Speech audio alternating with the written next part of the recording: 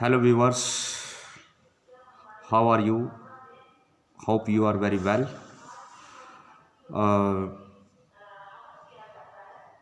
काफ़ी दिनों से मैं कोई लॉन्ग अपना लेक्चर नहीं डाल पाया हूँ। कोई बड़ा डिस्कोर्स नहीं आपको दे पाया हूँ। एक्चुअली शेड्यूल काफ़ी बिजी है, लेकिन आफ्टर ऑल फिर भी मैं अपने स्टूडेंट्स से, जो मेरे डायरेक्ट स्टूडेंट हैं एकेडमिक्स में, उनसे मैं डायरेक्ट टच में रहता हूँ। उनके रेगुलर फ़ोन आते रहते हैं। तो सेमेस्टर एग्जामिनेशंस आपके शुरू हो रहे हैं। उसके लिए मैं फिर आपको कहना चाहूँगा कि कुछ बच्चे जो है कई क्वेश्चंस को नॉन इम्पोर्टेंट समझ के उनको छोड़ देते। बच्चों, ऐसा नहीं करना है। जो क्वेश्चंस आपके लिए कंपलसरी है वो करने बहुत ज़रूरी है। आपको यूनिट जो है लेफ़्ट नहीं करनी है। लिखोगे तो ही नंबर आएगा, और लिखना विद इन कंटेंट। प्रॉपर आपको इंट्रोडक्शन लिखना है, कोजेज लिखने हैं, उसके इम्पैक्ट लिखने हैं, कंक्लूजन लिखना है, रेफरेंस लिखना है।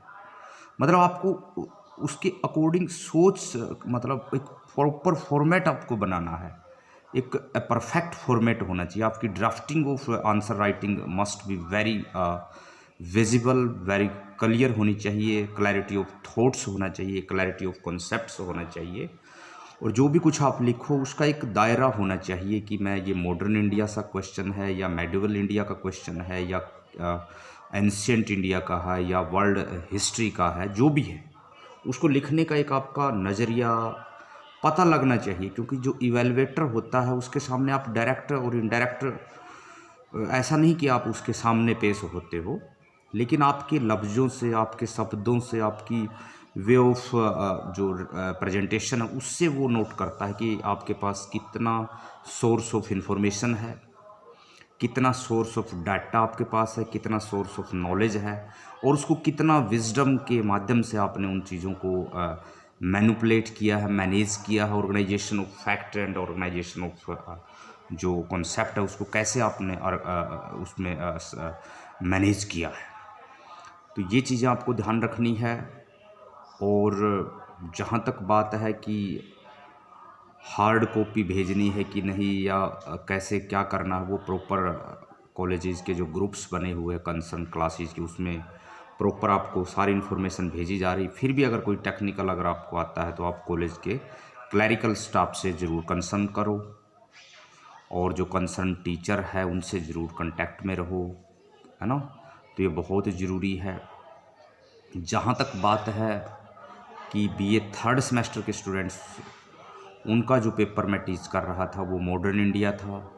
मैंने बिल्कुल क्लैरिटी ऑफ थॉट्स में आपको चैप्टर सारे के सारे करा दिए, चाहे वो बैटल ऑफ प्लासी है, उसके कोजेज है, इम्पैक्ट है, पूरा डिटेल से मैंने वो आपको करवाया। इसके अलावा चाहे वो बैटल ऑफ बक्सर है, चाहे वो रिफॉर्म ऑफ वारेन हेस्टिंग्स है, लॉर्ड कॉर्नवालिस है, विलियम बेंटिक है, लॉर्ड डलहौजी है, वो पूरा डिटेल से। लेकिन ये आपका एक विज़न बनना चाहिए, एक आपका ये मिशन, टारगेट, ऑब्जेक्टिव होना चाहिए कि उन सब चीज़ों को आप प्रॉपर रिवाइज ज़रूर करो। अगर आप उसको रिवाइज करते हैं तो चीज़ें ज़्यादा क्लियर वे में आपके सामने वो आती है।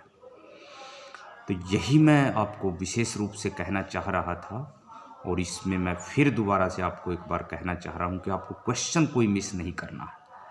क्वेश्चन मिस अगर आप नहीं करेंगे तो definitely you will gain a lot of marks, gain a lot of credits in your answer sheets.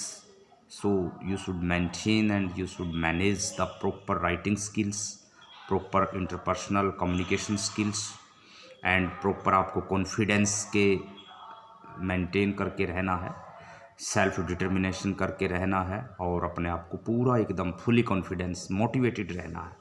कई बच्चे क्या होते हैं कि पेपर नज़दीक आ जाते हैं, हालांकि ये तो ऑनलाइन चल रहा है, और ऑनलाइन में आप के पास कंटेंट ज़्यादा होता है, लेकिन उसको कैसे आपको लिखना है, जैसे मोतियों को माला में पिरोया जाता है, ऐसे आपको एक एक क्रोनोलॉजिकली, कॉन्सेप्चुअली पॉइंट्स लिखने हैं, ताकि जो इवैल्यूएशन करने वाला जो पर्सनैलिटी है वो आपको अच्छे से जज कर पाए, अच्छे से इवैल्यूएट कर पाए।